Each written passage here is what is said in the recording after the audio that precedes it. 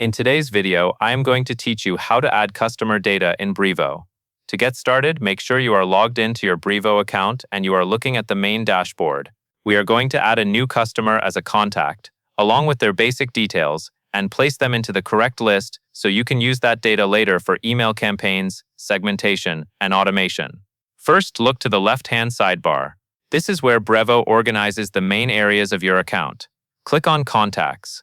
This opens the section where all of your saved customer records live, along with tools for organizing and managing them. Next, click on All Contacts.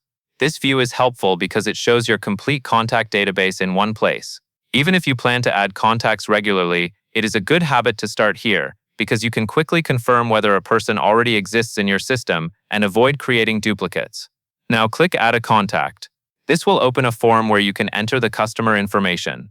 In the email address field, type the customer email address carefully. The email address is the key identifier Brevo uses for contacts, so accuracy matters. A small typo can create a separate contact record or prevent messages from reaching the right person. After that, fill in the first name and last name fields. Adding names is optional in some systems, but it is strongly recommended here because it helps with personalization. When you send emails later, having a first name available can make your messages feel more relevant and professional. Next, select a list to add them to.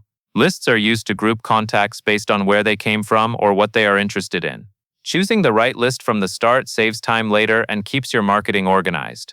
If you manage multiple audiences, this step is especially important because it affects which emails and automations the contact may receive. Finally, click Save and Close.